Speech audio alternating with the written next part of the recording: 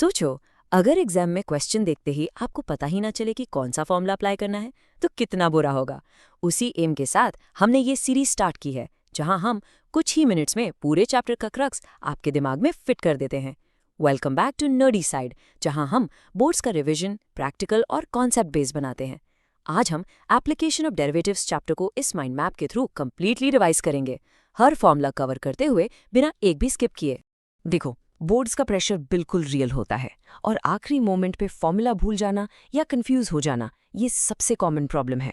और ये series boss इसी प्रॉब्लम को सॉल्व करने के लिए है। हमारा गोल बिल्कुल सिंपल है, चैप्टर के कोर लॉजिक को आपके दिमाग में ऐसे फिट करना कि क्वेश्चन देखते ही सही फॉर्मूला और अप्रोच फटाक से क्लिक हो जाए। ओके, चलो इसमें डाइव करते हैं। ये चैप्टर एप्लीकेशन ऑफ डेरिवेटिव्स आखिर है क्या चीज? बिल्कुल सिंपल वर्ड्स में ये डेरिवेटिव्स का प्रैक्टिकल यूज है। हम ये सीखते हैं कि डिफरेंशिएशन को यूज करके किसी भी फंक्शन का बिहेवियर कैसे समझें। मतलब ग्राफ कब ऊपर जा रहा है, कब नीचे आ रहा है, उसकी पीक वैल्यू क्या है, और इससे रियल वर्ल्ड प्रॉब्लम्स जैसे प्रॉफिट मैक्सिमाइजेशन कैसे सॉल्व करें। और ये इतना इम्पॉर्टेंट क्यों है? बोर्ड्स में इस चैप्टर का वेटेज काफ़ी अच्छा रहता है, और सबसे ज़रूरी बात, यहाँ से मोस्टली एप्लीकेशन बेस्ड प्रॉब्लम्स ही आते हैं। आपसे डायरेक्ट फॉर्मूला नहीं पूछेंगे, बल्कि उस फॉर्मूला का यूज़ पूछेंगे। इसीलिए कॉन्सेप्ट्स और फॉर्मूलाज का क्रिस्टल क्लियर होना नॉन निगोशिएबल है, आना ही चाहिए। तो ये है हमारा रोड मैप, हमारा मास्टर प्लान। इस एक माइंड मैप में पूरा चैप्टर लॉजिकली समराइज्ड है। हम इसके हर ब्रांच को एक एक करके एक्सप्लोर करेंगे ताकि सारे कॉन्सेप्ट्स दिमाग में एक दूसरे से कनेक्ट हो जाएं। चलो फर्स्ट ब्रांच से शुरू करते हैं।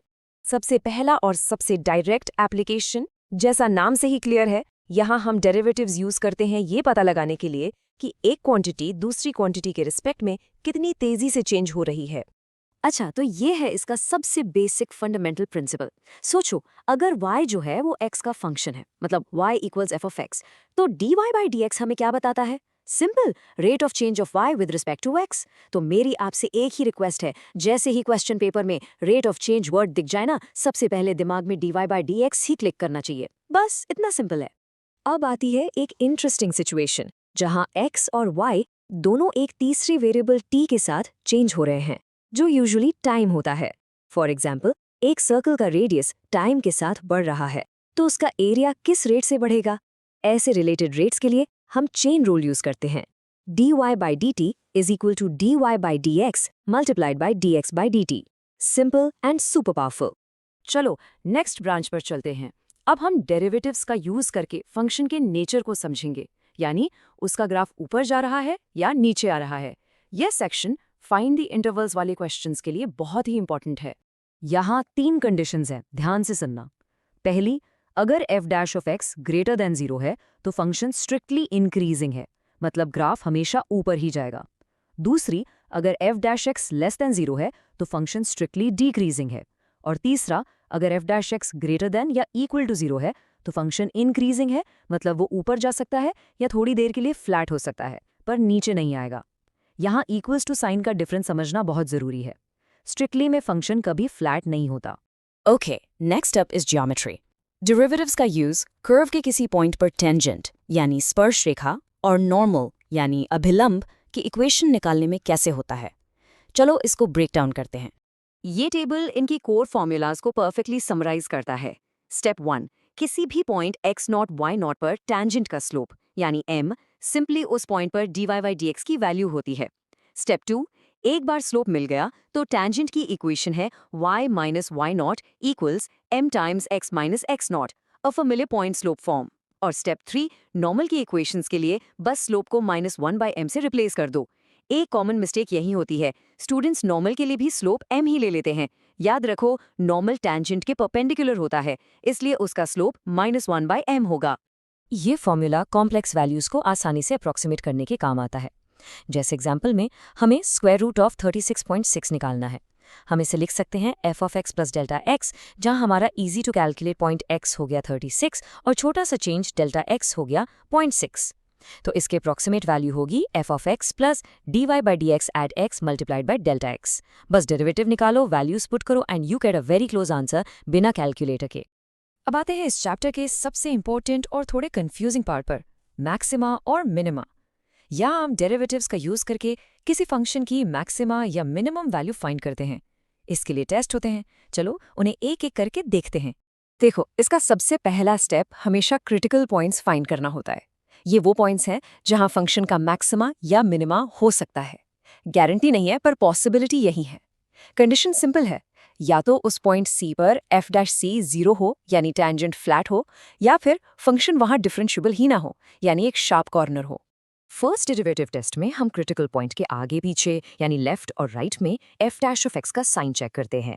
अगर साइन पॉजिटिव से नेगेटिव चेंज हो रहा है, इसका मतलब ग्राफ पहले ऊपर गया फिर नीचे आया, तो साफ दिख रहा है कि ये लोकल मैक्सिमम है।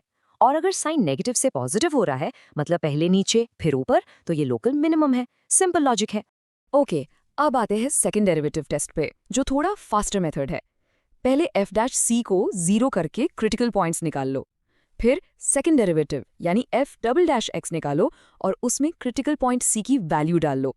अब यहाँ बहुत कंफ्यूजन होता है, इसलिए बिल्कुल ध्यान से सुनो। अगर f" लेस देन जीरो यानी नेगेटिव आया, तो वो पॉइंट लोकल मैक्सिमा का है। इसे ऐसे याद रखो, नेगेटिव मतलब सैड फेस, एक फ्राउन जो एक मैक्सिमम जैसा दिखता है। और अगर f" ग्रेटर देन जीरो यानी पॉजिटिव आया, तो वो है लोकल मिनिमा। पॉजिटिव मतलब हैप्पी फेस, एक स्माइल जो एक मिनिमम जैसा दिखता है। ये हमेशा उल्टा चलता है, इसको दिमाग में फिट कर लो। और अगर f" आ जाए तो टेंशन नहीं लेनी है, ऐसा हो सकता है। इस केस में सेकंड डेरिवेटिव टेस्ट फेल हो जाता है और हमें कोई इन्फॉर्मेशन नहीं देता।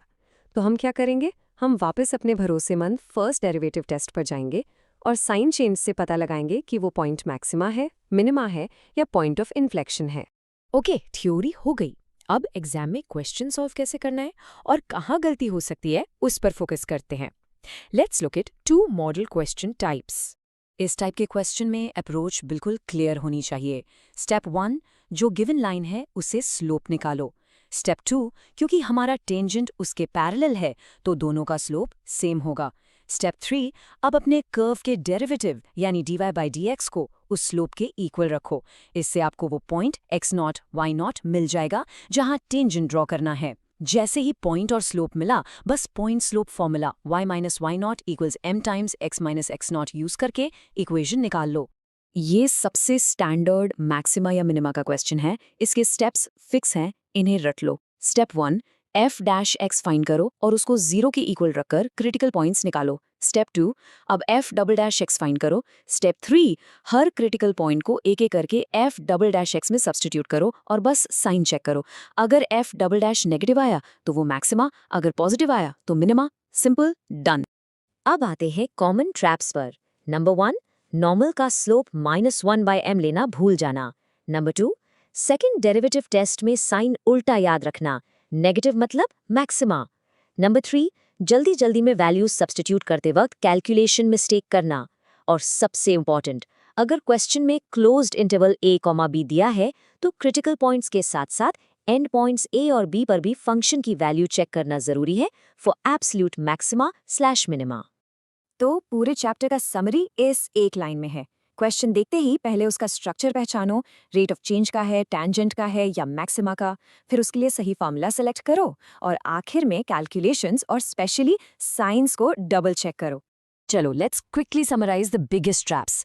टैंजेंट्स एंड नॉर्मल्स के लिए पॉइंट स्लोप फॉर्म सबसे इंपॉर्टेंट है और ट्रैप है नॉर्मल का स्लोप -1/m लेना भूल जाना। मैक्सिमा एंड मिनिमा के लिए सेकंड डेरिवेटिव टेस्ट सबसे जरूरी है और इसका सबसे बड़ा ट्रैप है साइन का उल्टा मतलब, यानी f" नेगेटिव मतलब मैक्सिमा, वो सैड फेस याद रखना। तो अब आपसे एक सवाल, इस माइंड मैप से रिवाइज करने के बाद क्या आप कॉन्फिडेंट फील कर रहे हो कि बोर्ड एग्जाम का कोई भी क्वेश्चन देखकर उसका करेक्ट अप्रोच 30 सेकंड्स में सोच सकते हो?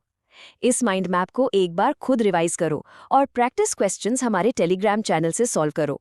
याद रखो, मैथ्स सिर्फ वीडियो देखने से नहीं, खुद प्रैक्टिस करने से मास्टर होती है। All the best for your boards.